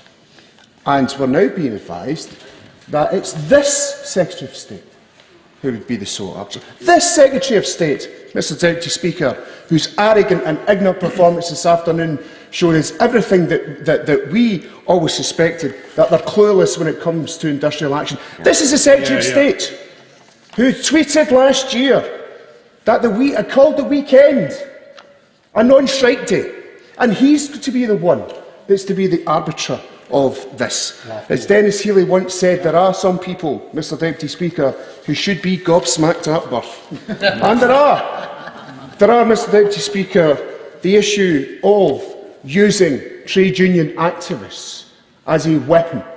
That trade union activists will be picked to be the ones attending work, and that they're going to be the ones who are going to be challenged to cross a picket line. And if they do not do so, they will be dismissed. A completely disproportionate action. And in Europe, actually, Mr Deputy Speaker, what happens is the norm that they would lose their pay, which would be seen more proportionate than automatic dismissal, with no protection to take that forward to industrial action. So, Mr Deputy Speaker, I will be fundamentally opposing this bill here today, tomorrow and any other day of the week. Thank you.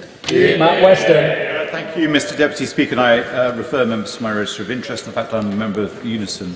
My constituent Peter died in February 2021. He was a proud railwayman. He lived in Leamington. He died of COVID. He worked on the front line through the pandemic. I saw him every week.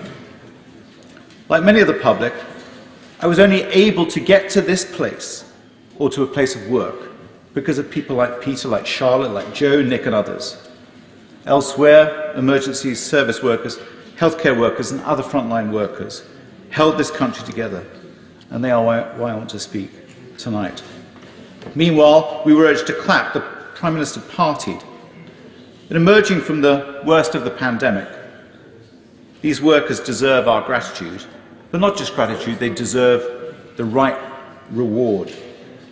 The public understands this. They want resolution to the disputes. They want due recognition to those workers, because the public also understands that after 12 years of pay frozen or near frozen through austerity, they deserve better. The public knows that for many, real wages have fallen since 2010. Nurses receive £5,000 less in real terms. That we have the highest inequality of major nations in Europe. Mr Deputy Speaker, the great irony is that this is a government that itself is incapable of meeting minimum standards or service. The serial breaking of the ministerial code, 2 prime ministers breaking the law, a government that illegally prorogued Parliament. Mr Deputy Speaker, the public knows this legislation is not necessary. It's a deliberate attempt to distract, to divide opinion, and further attempt to erode workers' rights. If Peter were still with us, he would be standing by his colleagues. He would be striking. And it is for Peter and for all those workers that I will be opposing this legislation. Thank you, Matt, for that. Joe Jones. Thank you, Mr Deputy Speaker. Can I also refer the House to my entry in the Register of Interest? I stand as a lifelong trade unionist and a proud member of the GMB and ASDO.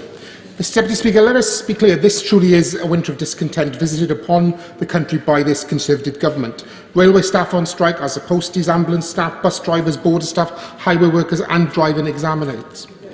For the first time in their 106-year history, nurses are on strike. And rather than threatening hard-pressed workers, the government should be sitting around the negotiating table trying to secure a solution. I support the trade unions and colleagues at the TUC who work tirelessly, day in, day out, to make life better for working people. This bill is a mark of this government's failure. They have failed to engage in effective negotiation, and now they think that they can legislate their way out of the mess they've created. This clearly is about trying to divert attention. The government know that the bill before us tonight is unworkable and impractical. The Transport Secretary admits it won't work. The Education Secretary doesn't want it. The bill represents one of the most restrictive and interventionist attacks on the right to strike witnessed in generations, and the government's proposals are simply unworkable and undemocratic. It's clear that the bill isn't about public safety. As we've heard time and time again, the bill doesn't mention safety once. We all want minimum standards of service and staffing in the NHS and on our railways, but ministers are failing to provide it at all with their abdication of responsibility. It is well known that collective bargaining is widely recognised as the most effective route for delivering sustainable pay increases, tackling inequality at work and promoting investment in skills, training and productivity. So rather than adopt the worst practices from other countries, the government should commit to improving workers' rights, put an end to exploitative fire and rehire tactics and promote collective bargaining.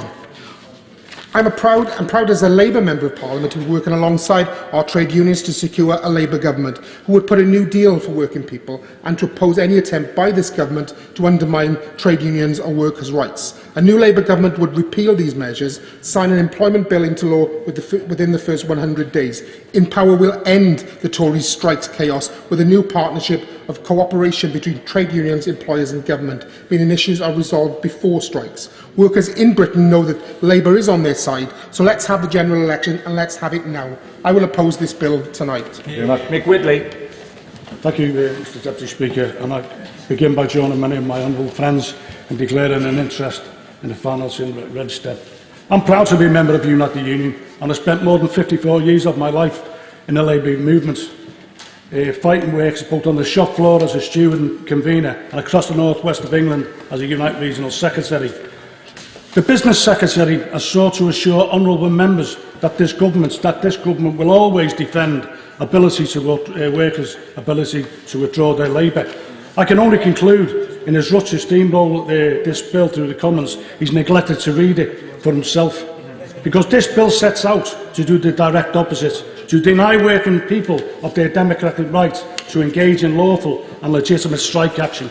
Last week, I warned this government is attempting to achieve through legislation what has been unable to secure in negotiations with trade unions.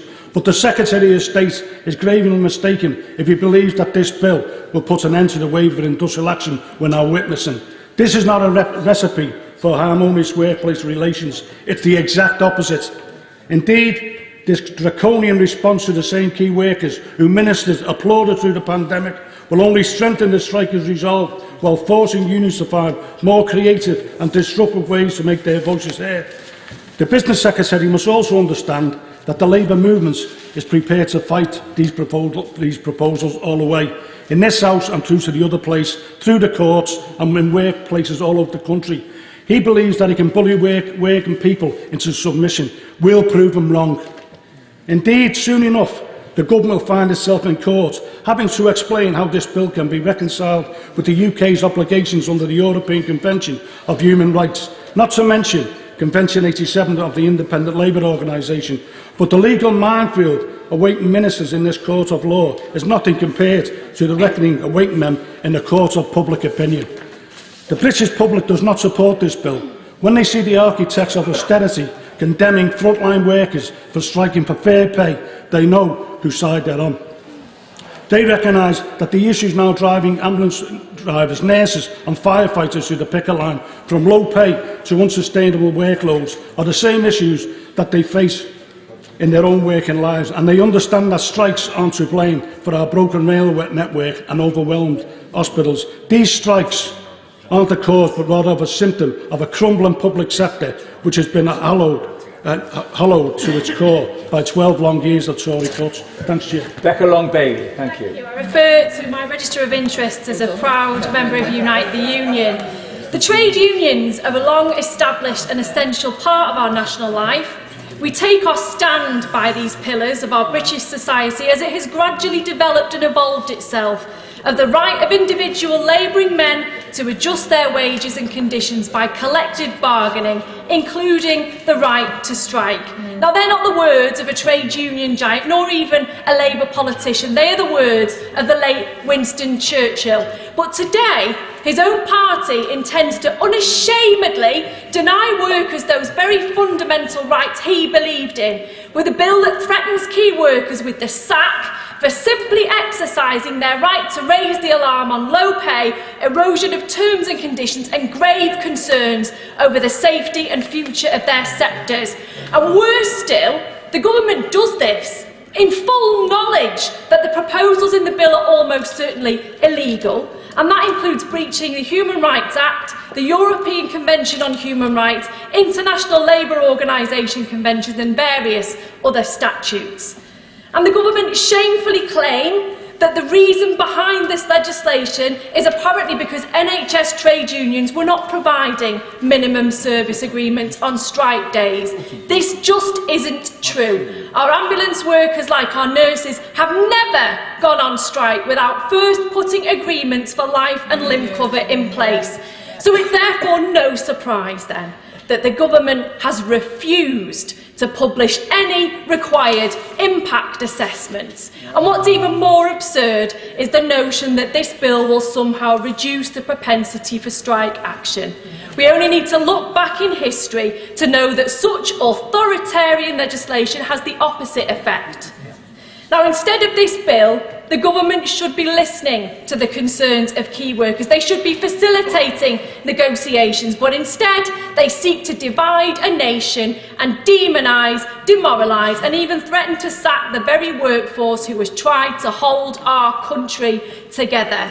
And so, returning to Winston Churchill, there are no Winston Churchills on the opposite benches today, and I have no doubt that he would be absolutely devastated and disgusted that his party was treating our workforce with such disdain. Richard Bergen. Thank you, Mr Deputy Speaker. I refer the House to the registered members' interests, and I was also a trade union lawyer for 10 years before being elected to Parliament. This bill comes in the context of an attack on the right to vote, an attack on the right to peacefully protest, and now an attack on the democratic right to strike. And I want to read out what Human Rights Watch said last week. They said, and I quote, "In 2022, we saw the most significant assault on human rights protections in decades." And they went on to warn that, and I quote, "fundamental and hard-won rights are being systematically dismantled." And it's in the light of that I want to look at a few key provisions in this bill in the time that I've got, 'cause it's part and parcel of that authoritarian attack on our hard-won rights. The very first clause makes no bones about it. It explicitly says that this bill is about restricting the protection to trade unions and employees in relation to strikes. And then we move on to the schedule, where it talks about the power of the Secretary of State to specify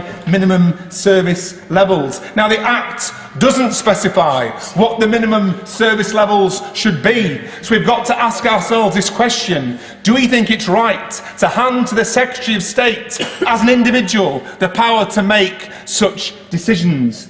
What level of service requirement would be seen as going too far in the eyes of an anti-union, union-bashing, right-wing Conservative Secretary of State? 40%? 60%? 85%? 90% if there's some trouble in the Tory party and they want to throw some red meat to their hard right-wing backbenchers and party members? This should concern us all. And then we move on to the very broad categories of the services that are covered.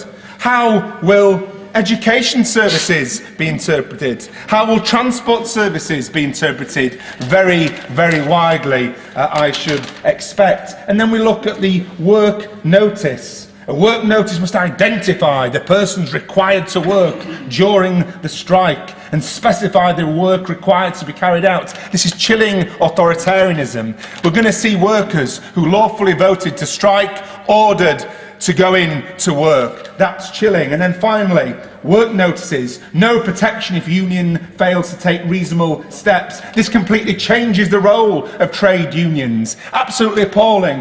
What is going to be expected is for trade union officials to be outside the workplace, on picket lines, telling workers who voted lawfully to strike to go to work. That completely subverts and changes the role of trade unions and attacks trade unions as an institution. This bill is appalling. It needs to be dropped. Margaret Greenwood. Mr Deputy Speaker, and I stand as a proud trade unionist in solidarity with my constituents taking strike action and workers across the country. We are seeing widespread strikes in the public sector because of the abject failure of over 12 years of Conservative government. The government has pushed nurses, ambulance workers and other dedicated NHS staff to the brink. They're taking strike action not just on pay but as part of their campaign for patient safety and, as they have told me, to save the National Health Service. Yet now the government wants to repay them by threatening them to sacking them for doing so. Constituents has written to me to tell me that they are appalled. This bill is a shameful attack on the rights of working people.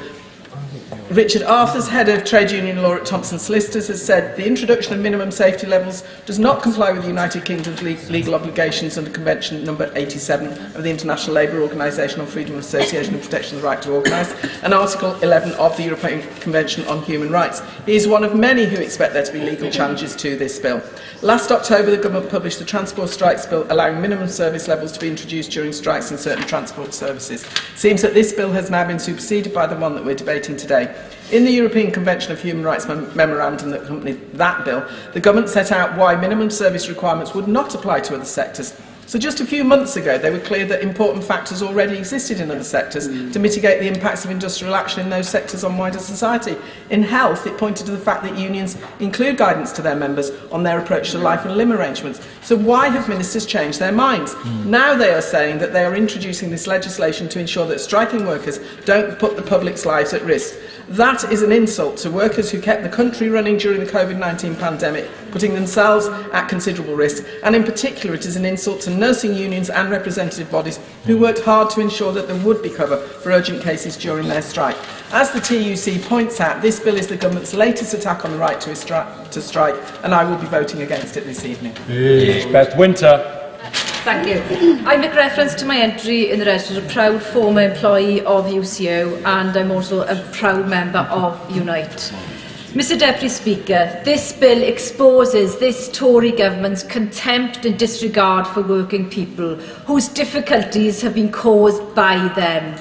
Its purpose is to dismantle the trade union movement and workers' rights and entrusts yet greater powers to the government. It is authoritarian and an affront to democracy. It does not establish minimum service levels for strikes. These will follow in regulations deprived of the proper scrutiny afforded to primary legislation. And it doesn't ensure the safety of the public in times of industrial action. Unions in relevant sectors are already doing this. So what is it for? As Mick Lynch of the RMT has said, this law is, and I quote, a form of conscription that would allow employers to choose how many striking employees they wanted to force to work. Now, the Conservatives have spent 12 years creating a low-pay Britain. Now trade unions are organising effectively to lift people's pay. The Tory party is concerned they've lost control and wish to restore it. This bill allows employers to sack individuals for participating in legitimate industrial action. It enables employers to sue trade unions for not forcing workers to cross the picket line, placing unions at risk of incurring significant costs which could cause the demise of trade unions. It will give enormous powers to the Secretary of State and to employers. The bill is also drafted without necessary detail or substance. There's been no consultation, no impact assessment. This is an imposition to weaken and even dismantle the trade union movement. The UK government is introducing the Strikers Bill, overruling powers and policies of devolved governments, as the Welsh Government introduces a social partnership bill. As the Welsh Government's Counsel General Mick Anthony has said, it is a fundamental attack on freedoms, and as Welsh Government we will give it no credence or support. And having sat in this chamber and listened to all the contributions intently, I must take issue with the myths being propagated and the vilification of our key workers and trade unionists. All people want is a fair, decent pay, terms and conditions, and to protect our vital public services. Surely we should all in this chamber be supporting that, and I will be opposing this bill this evening. If you took part in the debate, please come to the chamber for the wind-ups, which will begin no later than 9:40. John MacDonald. Mr Deputy Speaker, I'd like to declare the register of interests. I'd be worried if I didn't, because my CRP fundraising strategy would have failed. But I just say this, it's important that the Conservatives know this, We know what the motivation for this bill is.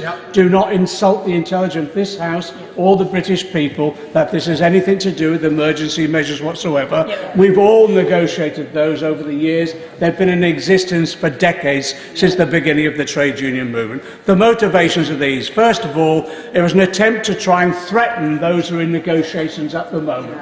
Well, that has really worked. 9 out of 10 teachers today have voted for industrial action. The second was the usual distraction. Tory governments in the past, when they were failing, had usually create a war, send a gunboat. Then Mrs Thatcher decided the real enemy is within. And we've heard it today, the same language, trade union barons holding the country to ransom. All of that, that's what this was, distraction. But the real motivation is the motivation they've had since the 1980s, which is to shift the balance of power from labour to capital, from workers to employers. And you know that strategy has worked. It's worked so well, it's impoverished working class people, and that's why they're coming out on strike, because they can't survive on the wages that they've got. So I just say this, we'll oppose it in this House. There'll be opposition in the other place as well. This party will scrap it as soon as we get into power, But I warn them this, the real opposition won't come in here, it will be out there. It'll be from working people, trade unionists. The first trade unionist that's sacked, the first trade union that's fined, people will be out there, and this government will foul the industrial relations of this country for a generation. And I tell you, I will be out there with them. Yeah. Rachel Maskell. Thank you, Mr Deputy Speaker. It's an honour to be a Unite and GMB member, with which I point to my register of interest, and also the former Head of Health at Unite negotiating level of service agreements. So I have never heard such misinformation as I have in the House today. Amidst an economic crash and public services on their knees, we know that the morale of working people in the front line is rock bottom, as they're stressed out of their minds and struggling with low pay. But this reckless bill not only impacts on them, but it sours industrial relations and does nothing to resolve disputes. In fact, it will stoke more strikes and push workers into working to rule, and then the Minister will certainly have a problem on his hands, as he will learn how much unpaid overtime working people give. But these strikes are a canary in the mine of the biggest retention crisis in the history of our public services. The ministers should heed their warnings before things get even worse. And tonight, I am proud that we are voting down this regressive legislation, because I would rather have clinicians and frontline workers negotiating safety agreements than ministers in Whitehall, who clearly are so out of touch. And when it comes to the ambulance service, 10 trusts, each one negotiate their safety levels, each hospital, each clinic, and the reason why is because there are different pressures on each one, and it's really vital that each one has a separate negotiation determined locally to make sure services are safe locally, not dictated by Whitehall. And all the Minister needs to do is to aggregate the negotiations which they come to achieve those safe working levels. And life and limb was set out in the Trade Union and Labour Relations Consolidation Act of 1992. He can read it for himself, where there is an obligation to ensure that human life is saved. But as we move through, we know what happens on strike days. They're safer than the rest of the time, because the trains aren't running at the moment. The hospitals aren't properly staffed, 133,000 vacancies in the NHS. Yet on strike days, Christmas Day cover essentially is provided. Hospitals which were running red ran green on strike days, and we know that waits were cut in the ambulance service by 10%. Safer for the public, because it is frontline workers who really do care about their patients, and that's why they're still working under such dreadful conditions that they're in. But this is a sham of a bill, while still needing to put money on the table, still needing to negotiate, and still needing to resolve these disputes. And I say to government, stop walking away, stop playing games, get back to work and get back to the negotiating table. Davis. Well done, Rachel. Thank you, Mr Speaker. Geraint Davis, GMB, Swansea West, CLP. The Tories have impoverished Britain, and they pretend that working people who can't afford to put the food on the table, to heat the bedrooms, to pay for the rent or the mortgage, should face a pay cut or face the sack if they vote amongst over 50% of their trade union members to defend their families, to defend their communities, to defend their towns and cities. This is an absolute disgrace. And the Tories refuse to negotiate. They would prefer to have disruption and chaos to cause political divisions. They just say, like it or lump it, unless, of course, you're a banker with a bonus, a crony with a contract, or a donor with a dividend. Our nurses have witnessed thousands of their colleagues dying for a lack of PPE, and alongside that, billions of pounds given to Tory donors who've been providing PPE. Nurses now who've spent their own money for 3 years to get a Bachelor of Science now face a starting salary of £13.84 when they could start in McDonald's for £12.25 without the stress and with the overtime. The NHS, of course, faces long COVID, more older people coming back from the EU, sicker people, 1 in 4 people in poverty. It costs more to treat these people, much greater pressure on the system, and the Tories turn their back on them and threaten them with the strike. The truth is, had the economy grown at the same rate as it did under the Labour government, average wages would be £10,000 higher. We wouldn't be facing this appalling situation. But instead, the Tories want to create strikes, to create a diversion from that, to create a sort of Dickensian Britain where capital gains and Labour loses. These are about fundamental rights. The fundamental right to democratically vote for a strike, to go on strike and not be sacked. The situation is that the Tories are torpedoing talks, whether it's rail, whether it's a DVLA in Swansea, whether it's the nurses. They want to create strikes to cast blame, but frankly the public will not be fooled by their political attempts at their authoritarian journey dividing Britain. This is not who we are. The Tories are isolating Britain, they're shaming Britain, they're dividing Britain. Britain deserves better. Britain deserves a Labour government, and a Labour government will repeal this draconian, appalling bill. Wind-ups, Jonathan Reynolds. Thank you, Mr Deputy Speaker, and let me start by declaring my interests and my registrations as a trade union member.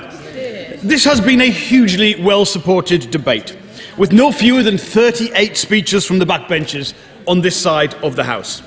And as many of those speeches have identified, there is certainly a pattern with this government. Because when people began to protest in large numbers against their policies, they came and responded by making it harder to protest. And when the polls turned and people made clear they want to vote them out of office, they responded by making it harder to vote.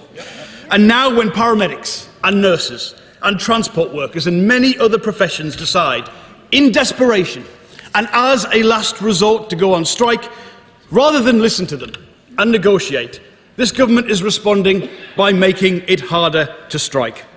Well, let me put it in simple terms for Conservative colleagues. The problem isn't them, it's you. The Conservative Party has built this Britain of low pay, of low resilience and of insecurity. And instead of listening to the voices of the people most affected by that, they've turned up today to try and take away their rights. So this bill isn't so much a proposal, it's an alibi. It's an attempt to deflect blame for this country's problems, and particularly for the condition of public services, away from the government and onto the workforce themselves. It's a fairly transparent attempt to pretend that industrial action is the cause of the poor state of public services, rather than the symptom of it.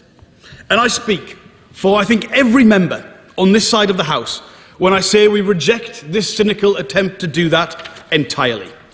Because when we clapped those key workers, we actually meant it. And I can only imagine how they feel if they're watching this debate today, having to listen to the people who crushed our economy and added thousands to mortgage payments, now giving them lectures on pay restraint.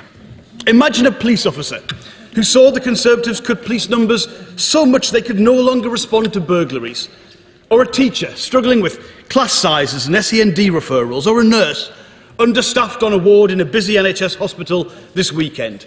Imagine those workers hearing today this government have the audacity to talk about minimum guaranteed levels of services. Mr. Deputy Speaker, we haven't had a minimum level of service from this government for 13 long years. And after those 13 years of Conservative government, there is not a single public service working better today than when the Conservatives came to power. But even worse than that is what has happened to growth and productivity and wages in that time. Let's remember, we're not expected to see UK wages return to 2008 levels until 2027. That's why times are so hard. That's why we're seeing so many people take strike action. And that's despite the fact that in the UK, it's actually quite hard to go on strike. We do not have a legal framework that allows industrial action to happen lightly. And even then, many of the strikes we've seen recently could have been avoided. Nurses have never been forced to strike in this country until now. And the offer to hold strike action before Christmas was made. All that was needed was negotiation, for the government to listen, to negotiate, to work through the problems, to compromise, to lead. But that isn't how this government operates. Instead, we've got this bill. Well, Mr. Deputy Speaker, as we've heard from so many of my honourable friends today, these proposals are unnecessary, they are unethical, and they're unworkable. And in the brief time I have, I'll address each of these points in turn. Firstly, this legislation is unnecessary, and it will likely make industrial disputes worse. Minimum service levels are not a recipe for industrial stability. And what I find so abhorrent about this bill is the assumption it makes about working people. And we've heard it so many times today, the assumption that striking workers don't care about the people who rely on their services or the patients they're nursing back to health. That is completely wrong. And as every one of my honourable friends has said, in essential sectors we already see minimum service agreements voluntarily negotiated. We've seen viral videos of workers leaving picket lines to implement those voluntary agreements. And when national agreements are not made, such as with the ambulance service, it's because they're done on a local basis, reflecting local circumstances. But what this legislation does is undermine the goodwill and the good faith that are essential to making minimum service levels work. And we've also heard a repeated claim that this legislation simply brings us into line with other European countries. Remarkably, it seems the Conservatives have finally found an area where they see the advantages of common European alignment. But first of all, those countries combine these laws with much stronger employment rights, including collective bargaining, and for these measures are part of that package. Over 95% of employees in France are covered by collective bargaining agreements. But secondly, it's still a poor argument, because as my honourable friend Felucia Deptford said, France has lost almost 6 times as many strike days to the UK in recent times. In Spain, that is more than double. And in Spain, minimum service levels have actually led to protracted legal battles, further prolonging disputes, not solving them. The evidence is compelling, if you look for it, that this approach is flawed. Secondly, these measures are unethical. The scope of this bill is huge, affecting as many as 6 million workers. Now, whether you agree or disagree with the merits of any one particular strike action, the right to strike is a fundamental right that every one of us has, except for the specific circumstances of occupations such as the armed forces. Now, so many Conservative speeches today have said they support this right as long as the strike has no impact. That is meaningless. Conservatives used to worry about the power of the state over the individual, but we haven't heard much of that today. And crucially, the Conservative Party has no mandate for this, because the manifesto commitment only mentioned the transport sector, something that will likely be a significant issue in the House of Lords. And finally, Mr. Deputy Speaker, these plans are unworkable. They will start a torrent of legal claims and counterclaims as people understandably resent the direction the government have taken and they seek to challenge it. And they will prolong disputes by preventing workers making the point that industrial action is designed to make. The Business Secretary said something revealing in his opening statement when he said he hoped he would never have to use these powers. In other words, this is all for show. It's a weak attempt for the government to try and say it's doing something when it's not doing anything to address the underlying causes.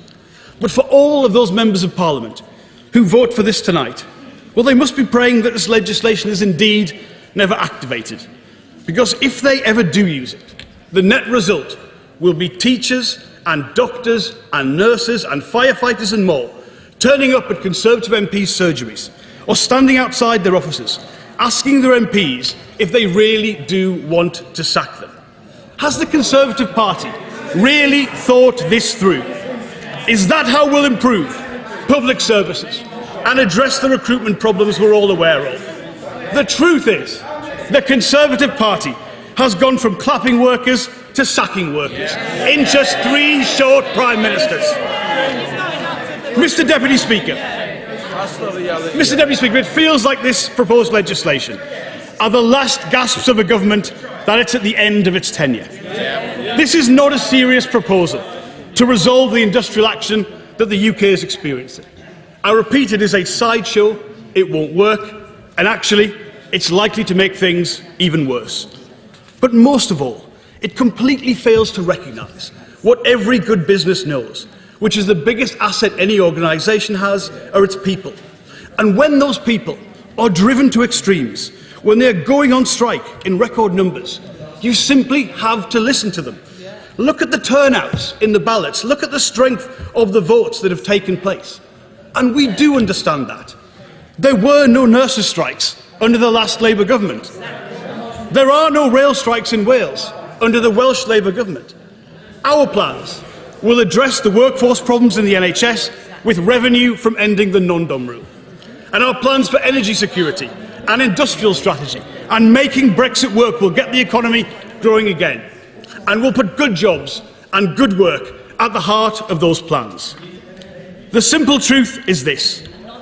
This government can't end these strikes because 13 years of Conservative government is the cause of these strikes. And the sooner they get out of the way for the people who can build the fairer, stronger, more prosperous and more secure country that Britain could be, the better it will be for everyone. Minister.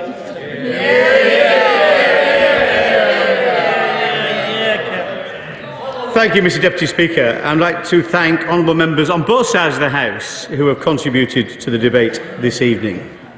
The clear objective of this legislation is to protect the lives and livelihoods of the public by enabling minimum service levels to be applied to our vital public services during strikes. It does not ban the right to strike. It finds the right balance, highlighted by my honourable friends, the member for Gloucester, South West Hertfordshire, who also referenced, very importantly, the needs of business, the member for Rushcliffe, Guildford, Southend West and Meriden. And turning to some of the other points raised today, like others on both sides of the House, can I pay tribute and express our gratitude to our key public sector workers. A point raised by my honourable friends, the members for Sleaford, North Hykeham and Runnymede and Weybridge, who have vast experience working in that public sector. Can I also say from my own personal experience, my mother worked in the public sector all her life. It was a life work to rehabilitate offenders, and I'm very aware of the contribution that public sector workers make to our society. Now, the Deputy Leader of the Opposition seeks to blame this government alone for the challenging times we face, but she seems to conveniently forget that we are still not free from the after effects of COVID-19 pandemic and Russia's illegal invasion of Ukraine. I was very interested in her point, a point she raised in her speech, that she said, we would have resolved this dispute long ago. At what figure? At what figure? Would it have been 11% across the public sector? 11%? Because, Mr. Deputy Speaker, that would have cost the taxpayers of this country £28 billion. £28 billion. £1,000 per household per annum. Maybe the Leader of the Opposition will reflect on that. Now that he's here, obviously having a call from his union paymasters. Members ask why the government is focusing on legislating and not resolving the disputes. The government recognises the pressure the cost of living is having on people, and that is why we have committed to halving inflation, growing the economy, and why we have provided £26 billion to support individuals and businesses. And we are investing billions more in schools, the NHS and social care, all of which supports workers. The Right Honourable Member for Whittam is right to highlight the devastating impacts of strikes on the economy. £6 billion, Mr Deputy Speaker, including £2.5 billion of lost income to the hospitality sector alone. That is why ministers across government have been meeting with unions to resolve these disputes where it is possible to do so. Happy to give way. I thank the Minister for giving way, and while the Minister's talking about the cost of strike action, would the Minister agree about the cost and the damage that the previous Prime Minister and the previous Chancellor cost our country and all of the taxpayers and the workers that we on this side are supporting today? Well, I would highlight the downward pressure already been placed on inflation, the changes to the money markets in terms of the action taken by our Chancellor and Prime Minister, and the stability that's delivered through them, and their delivery of their future plan. Ministers across government, Ministers across government have been meeting with unions to resolve these disputes where it is possible to do so. It is obviously apparent that unions exist to represent union members. Apparently from today's debate, so does the Labour Party. £350,000 the shadow cabinet alone has received since 2019. It is important to reflect on those figures. 350,000. We need to have the confidence that when workers strike, people's lives and livelihoods are not put at risk. So we need to have the power to act. That is why this legislation is needed. The public expects us to act. It is no wonder that YouGov polling for The Times, published last week, found that 56% of voters support this legislation and only 31% are against it. I'm grateful to the Minister for giving way. He will know that under this bill it's possible for the government to designate individual workers to perform under a contract which they have voted when they voted to go on strike. Will he at least give this assurance that there will be no attempt by any Secretary of State to designate a union official to break a strike that they have encouraged their union members to be involved in? Employment Act. I will deal with work notices later in my speech, but it's quite clear that it's up to employers to decide what workers are needed on certain days. And there is no discrimination between people who are union members or people who are not union members. That's very clear in the legislation. Mr Deputy Speaker, honourable members have questioned the sectors within the bill. The sectors in scope of this bill are justified, as these sectors are where strike action causes disproportionate disruption to the general public. The government. Happy to give way to my honourable friend. Just on that point, Minister, and excellent summing up you're doing as always. Could he reaffirm that the public opinion is with this side of the House rather than the opposition?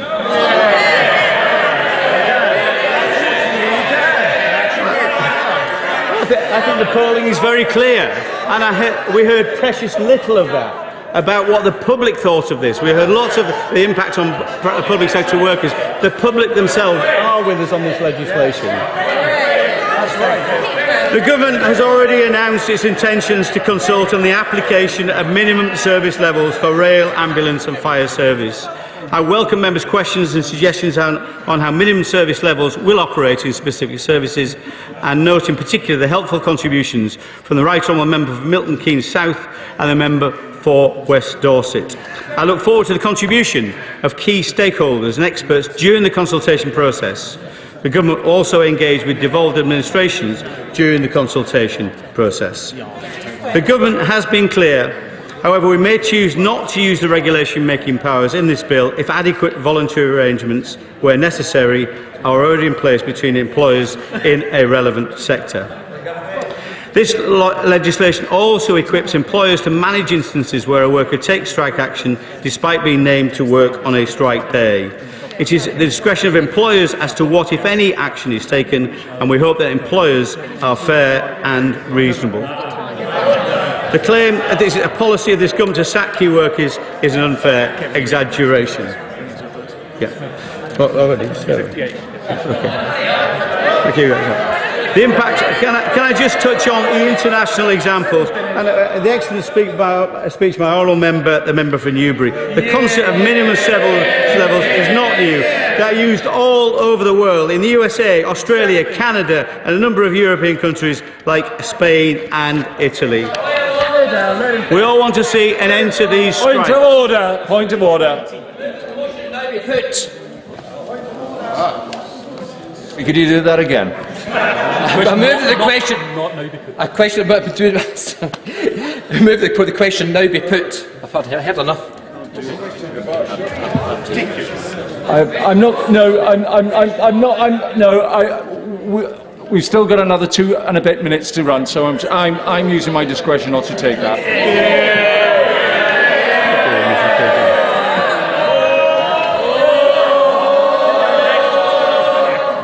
In response to questions regarding the consistency of this legislation with the UK's international obligations. On a point of order, Mr. Linden. Let's move the House to set in private.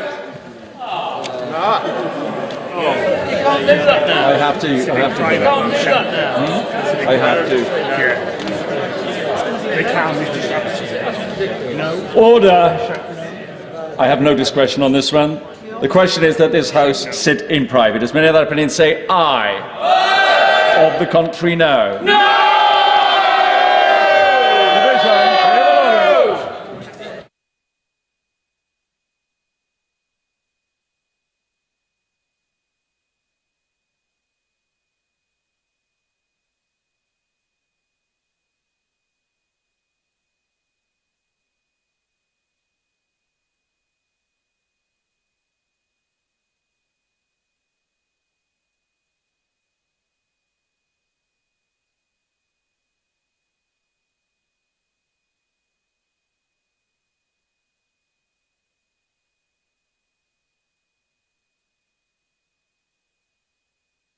And just to point out, there's 10 minutes for this division and 8 minutes for each subsequent division.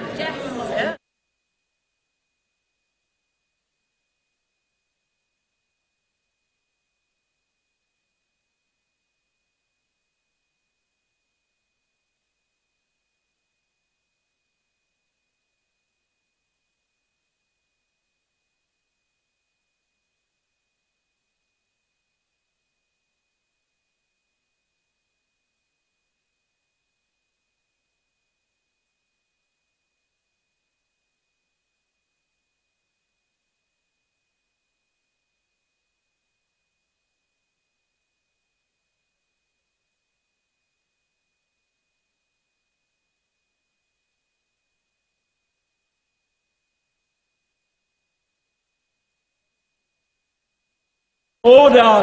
Order! The question is that this House sit in private. As many other opinions say aye. Aye. On the contrary, no. No. Tell us for the ayes, Marion Fellows and Peter Grant. Tell us for the noes, Mike Wood and Stuart Anderson.